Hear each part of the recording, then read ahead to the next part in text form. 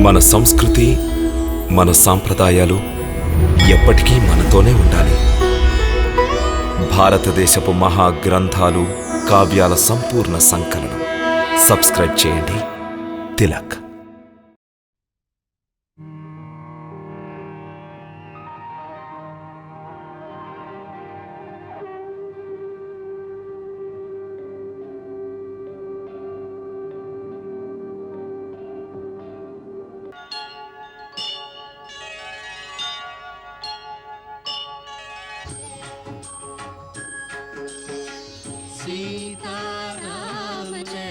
सीतारामचरितमपि रम्यम् मधुर मधुर शुभ श्रवणानन्दम्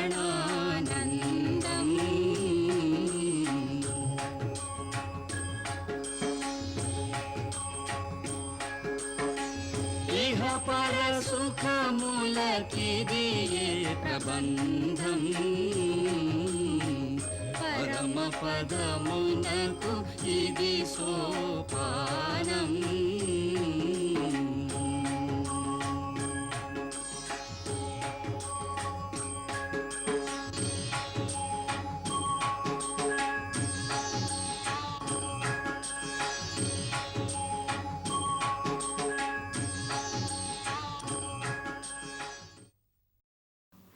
మేము మిథిలా దేశులకు కృతజ్ఞతలు తెలుపవలసిన తరుణమిది. వారు సకాలంలో వచ్చి అయోధ్య రాజవంశ అరిష్టాన్ని అరికట్టారు. లేదంటే భావవేశంలో ఉన్న భరతుడు ఏం చేస్తాడోనని భయపడుతూ ఉండేదాన్ని. మేము మీకు కృతజ్ఞతలు తెలపాలి. ఇది అయోధ్యకు విపత్కర సమయం. ఈ సమయంలో మా నలుగురు పుత్రులు చూపించిన ఆదర్శం గొప్పది. అది ప్రపంచానికే తలమానికమవుతుంది.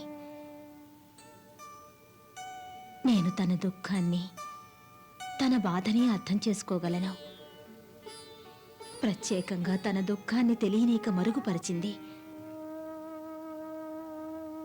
మా సేవకే తన సర్వస్వం అంకితం చేసిన సాధ్వి మాకు ఈమె పుత్రవధువుగా కాక కుమార్తెలా వ్యవహరించింది. రాజమాత, ఈమె ఎలా అనుకున్నా మీ కుమార్తె. నా బిడ్డ కాదు. మాతో సంబంధం వివాహం జరిగినాడే ముగిసిపోయింది. మీ వంటి ఆదర్శవంతులు దొరకడం నిజంగా నా బిడ్డ మహద్భాగ్యం. నీ జన్మ ధన్యమైంది రాజమాత. ఇలాంటి పుత్రరత్నాలు అనేక జన్మల పుణ్యఫలం వల్లే ప్రాప్తిస్తారు. ఒకరికంటే ఒకరు మహోన్నతులు. వీరి కారణంగా మేము చాలా గర్వంగా తలెత్తుకు తిరుగుతున్నాం. మహారాజులు మాతో అన్నారు, వెళ్లే ముందు రాజమాత కౌసల్యకు చరణవందనం చేయమన్నారు. ఇట్టి పునీత మాతృపుణ్యఫలం కారణంగానే సంతానానికి దివ్య సంస్కారాలు వస్తాయన్నారు. లేదు మహారాణి, లేదు. మమ్ము సిగ్గుపడేలా చెయ్యకండి. మొదటి నుంచి మేము మీ విషయంలో నేరస్తులమే. మేము వీరికి ఎలాంటి సుఖాలు అందించలేకపోయాం. ఇప్పుడు సీతనే చూడండి. మహారాణిని చేస్తామని వాగ్దానం చేసి మహారాజు మిథిల నుంచి తీసుకొచ్చారు. ప్రస్తుతం అడవులలో కష్టాలు అనుభవించమని సాగనంపాం. మహారాణి కావడం చాలా సాధారణ విషయం. మా సీతకు ఆనాడు దొరికిన పదవి ఉన్నతమైనది. లోకమంతా ఆమెకు ప్రణామం చేసే స్థానం. ఇదంతా మీ ఆశీస్సుల ఫలితమే రాజమాత. ఇందులో నా ఘనతేం లేదు. తల్లి నేర్పిన విద్యాబుద్ధులే కుమార్తె మంచి చెడులకు కారణమవుతాయి. అది మీరిచ్చిన శిక్షణా ఫలితమే. అందుకే ఈనాడు సీత స్త్రీజాతి గౌరవాన్ని ఇనుమడింపచేసింది. ప్రపంచ చరిత్రలో మహాపతివ్రతల ప్రసక్తి వచ్చినట్టయితే సీతనామమే చిరస్థాయిగా నిలిచిపోతుంది.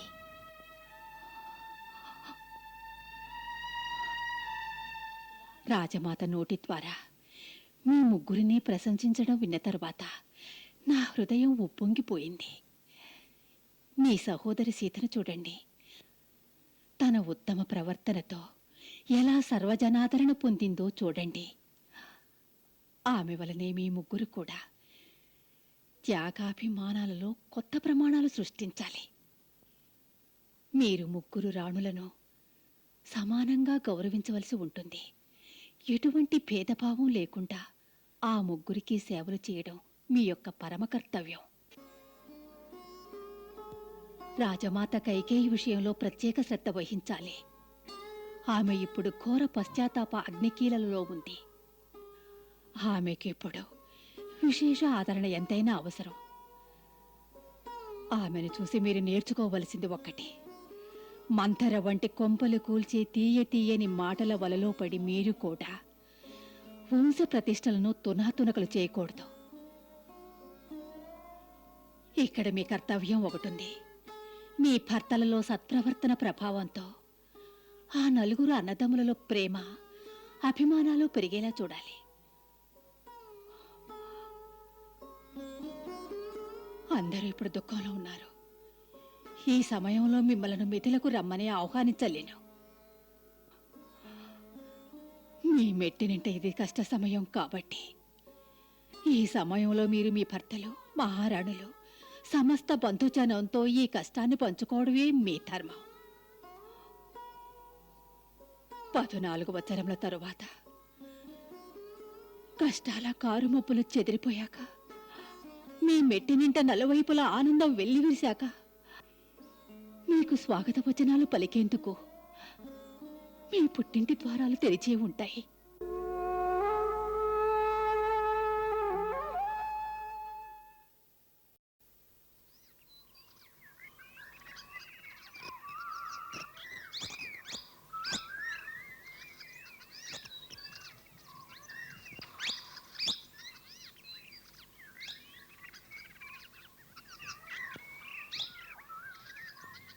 మహాశయ, నేను దశరథ మహారాజుల వారి పుత్రుణ్ణి, రాముణ్ణి. సీతాలక్ష్మణ సమేతంగా మహర్షుల వారి దర్శనార్థమై వచ్చాము. అలాగే.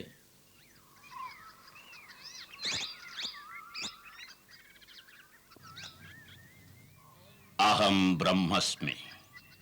గురుదేవా, శ్రీరామచంద్రులు సీతా సమేతంగా తమ దర్శనం కోసం వచ్చి తమ అనుమతి కోరుతున్నారు. రామచంద్రుల, ఈనాడు ఎంత శుభదినం. మేమే వారికి స్వయంగా స్వాగతం చెప్తాం.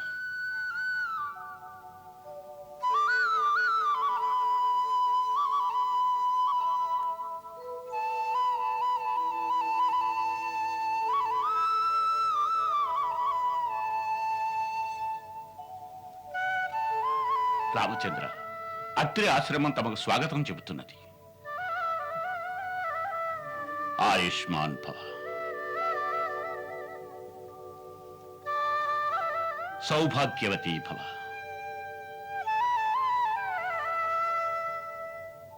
శుభమస్తు. దయచేయండి.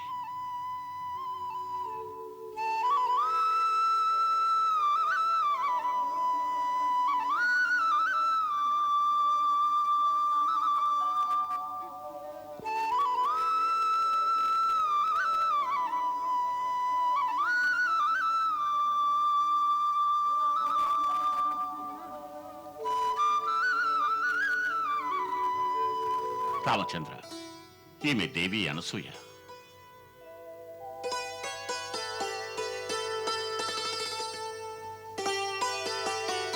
మహాదేవి, నేను దశరథపుత్రుని రాముణ్ణి.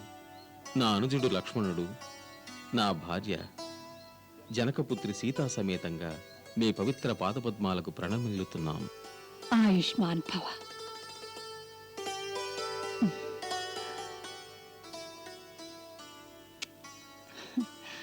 అఖండ సౌభాగ్యవతీ భవ. దేవి, సీతను లోనికి తీసుకువెళ్ళు. సముచితంగా సత్కరించు. తరువాత విశ్రాంతి తీసుకొని. సీత, విశ్వవందనీయులైన మహాసతి అనసూయ దర్శనం కోసం దేవతలు కూడా ఎదురు చూస్తారు. అంతటి పరమతపస్విని ఈమె ఒకానొక క్లిష్ట సమయంలో 10 సంవత్సరాలు వర్షాలు లేక ఇక్కడ ధరణి దగ్ధమైపోతూ ఉండగా ఈమె తన ప్రచండ తపస్సుతో గంగామాతను ప్రసన్నం చేసుకుని గంగానదీ ప్రవాహాన్ని చిత్రకూటం వరకు తీసుకొచ్చారు. అదే పవిత్ర మందాకిని పేరుతో ప్రసిద్ధి చెందింది. అంతేకాదు, వీరు చాలాసార్లు పరిహాస ధోరణిలో పెద్ద పెద్ద దేవతలను కూడా పరాజితులను చేశారు. ఒక సతి దర్శనం వలన పుణ్యం ఎలాగూ వస్తుంది. ముఖ్యంగా మహాసతి దర్శనంతో ఇహపరలోకాలు కాంతివంతమవుతాయి. వెళ్ళు, వారి పవిత్ర చరణాల చెంత కూర్చుని జీవితాన్ని ధన్యం చేసుకో. నువ్వు అధికంగా చెప్తున్నావు రామా. వాస్తవం నీకు తెలిసిందేగా. ఇదంతా నాకు కేవలం పతి చరణాలకు సేవ చేయడంలో లభించింది. ఇది కాక నాకింకేమీ తెలీదు. మిగిలింది ఆ దేవతలకే తెలియాలి. లోనికి రా సీత.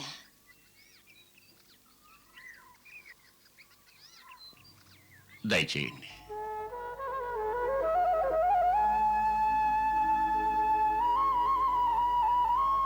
ఆసనాన్ని అలంకరించు.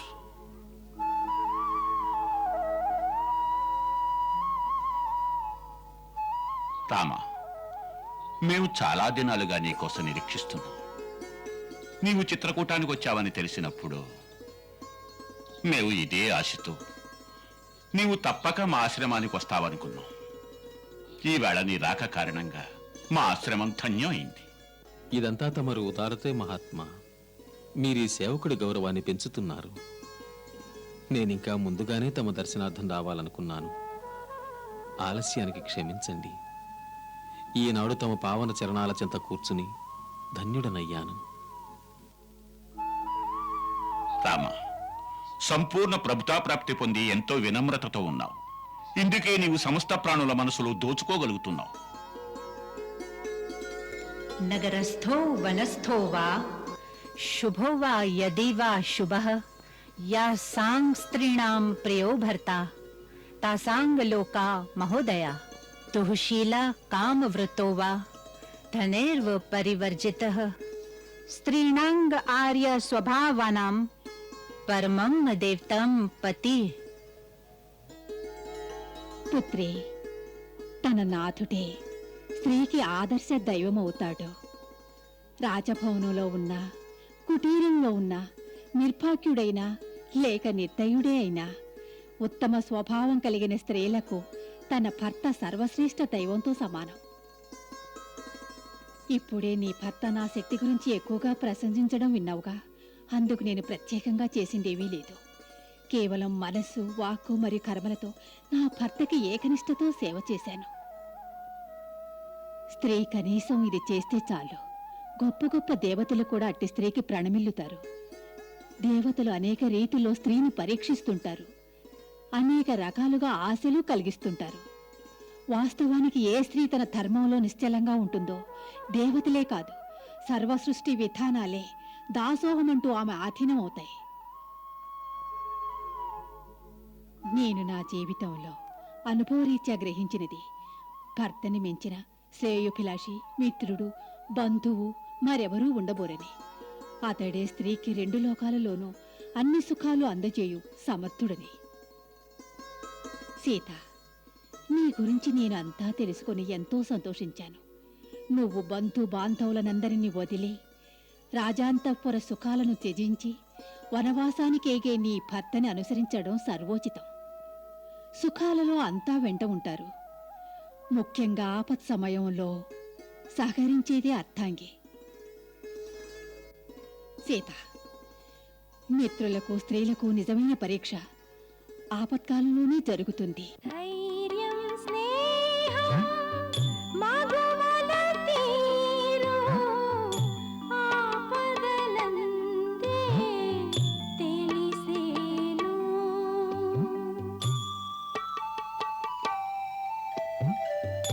ఒకటి భావం ఒక వ్రత నియమం తను మనసు పతికే అంకితం.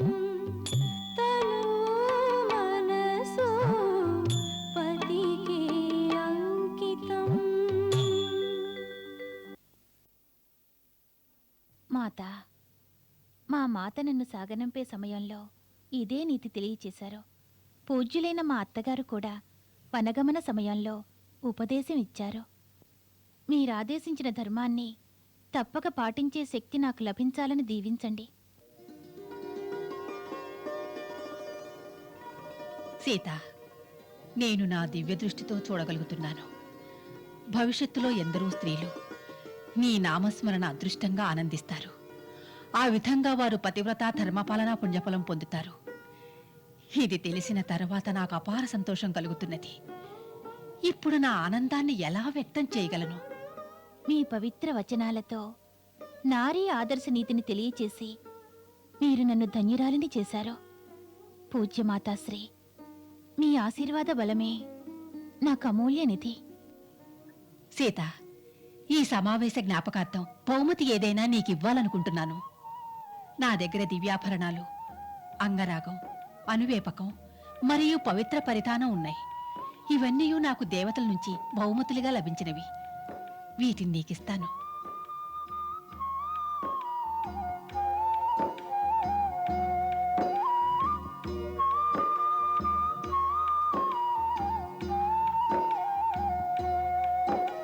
ఈ వస్త్రాభరణాలు నేను నీకిస్తున్నాను. వీటిని ధరించడం ద్వారా నీ భర్త నీకు ప్రసన్నుడవుతాడు. ఇవన్నీ నాకు దేవతా స్త్రీలిచ్చిన వివిధ కానుకలు. సుమంగళి అయిన స్త్రీ సర్వదా తన భర్త ముందు అందంగానే కనిపిస్తూ ఉండాలి.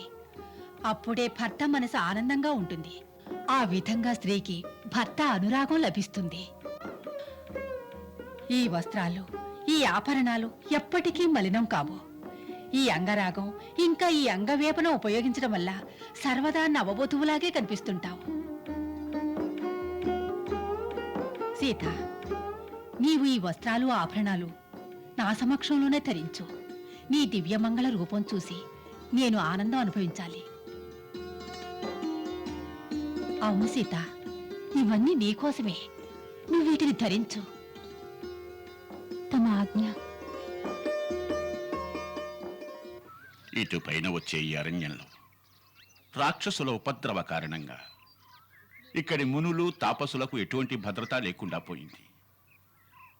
ఆ రాక్షసులు నరభక్షకులు. తాపసులు బ్రహ్మచారులు అపవిత్ర అప్రమత్త సమయంలో ఉండగా వారిని ఆ రాక్షసులు చంపి తింటూ ఉంటారు. తమ రాజ్యసీమలో ఉన్న మునులకు తాపసులకు అభయాస్తాన్నివ్వడం తమ తక్షణ కర్తవ్యం. మీకు నేను వాగ్దానం చేస్తున్నాను మహర్షి.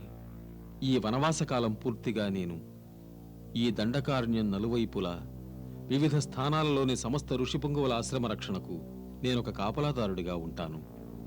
ఈ ఆశ్రమాలు సంపూర్తిగా రాక్షస భయవిముక్తి పొందేందుకు ఇక మీరే నాకు మార్గదర్శకులు కావాలి. ఎప్పుడెక్కడికి వెళ్ళాలో, ఏ మార్గాలలో వెళ్ళాలో. రామ, అందరికంటే ముందు నువ్వు శర్భంగ మహాముని ఆశ్రమానికి వెళ్ళు. ఆయన చాలా కాలంగా నీ కోసం ఎదురు చూస్తున్నారు. వారికిప్పుడు ఉన్న సమయం కూడా చాలా తక్కువ. అందుచేత నువ్వు ముందుగా వారిని దర్శించు. కానీ జాగ్రత్తగా వెళ్ళు. ఈ మార్గంలో విరాతుడనే ఒక నరభక్షక రాక్షసుడు తిరుగుతూ ఉంటాడు. అతడు నీకు శర్భంగ ఆశ్రమానికి ముందు లేదా అటుపైన గాని కనిపించవచ్చు. తమరు చింతించకండి మహాముని. తమ అభిప్రాయాన్ని గ్రహించాను. ఈ దండకారణ్యాన్ని రాక్షస భయం అనేది లేకుండా నిష్కంటకంగా మార్చుతాను. తమర మనసారా ఆశీర్వదించండి. మా ఆశీర్వాదాలు సదా నీ వెంట ఉంటాయి.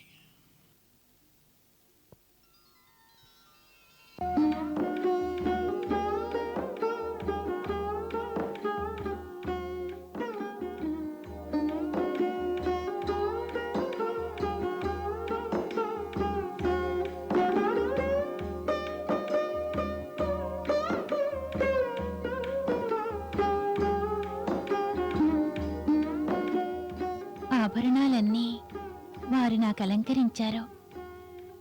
తప్పక తీసుకోవాలన్నారు. మాత సన్నిధికి వచ్చిన కుమార్తెను రిక్తహస్తాలతో సాగనంపడం అపశకునం వంటిది. ఈ వస్త్రాలను, ఆభరణాలను మించి మీ నుంచి నాకు లభించిన నారీ ధర్మోపదేశం నిజంగా సాటిలేని అమూల్య బహుమతి. సుఖ సంతోషాలతో వర్ధిల్లు. సీత, నువ్వు భాగ్యశాలివి.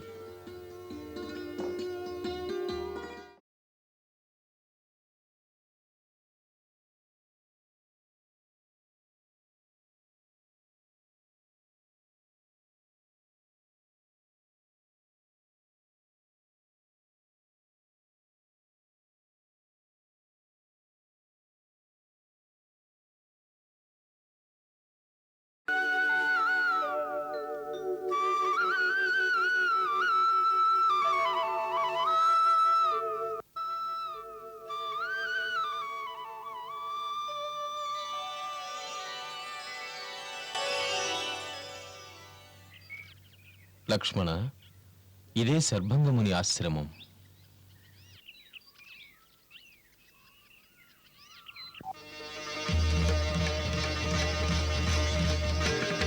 వింతగా ఉంది. అదేమిటి అగ్రజ?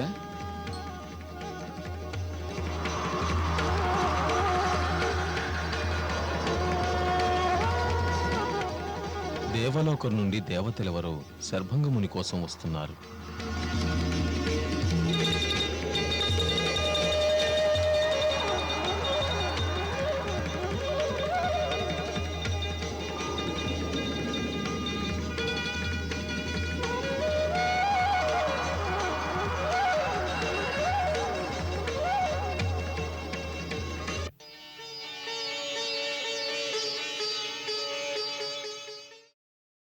శర్భంగ మహర్షులకు ప్రణామం.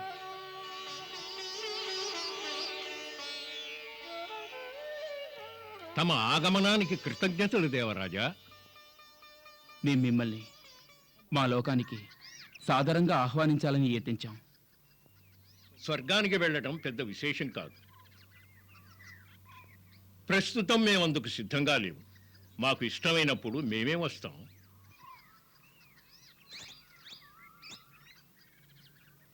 అదేమిటి మునివర్య, ఇటువంటి స్వాగతం అరుదుగా లభిస్తుంది. నిజమే కానీ దీని వలన ప్రకృతి నియమాల ఉల్లంఘన జరుగుతుంది. దేవేంద్ర, మానవ శరీరంతో మరో లోకానికి వెళ్ళడం ప్రకృతి విరుద్ధం.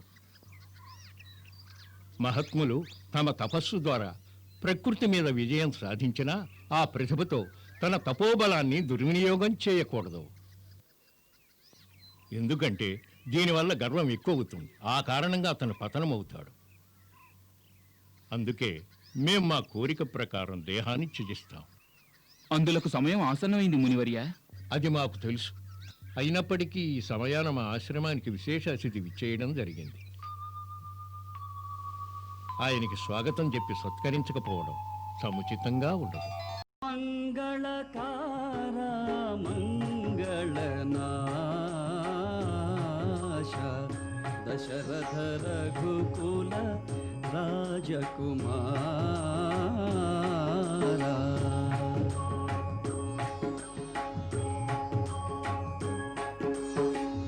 సీతారామచరితమపి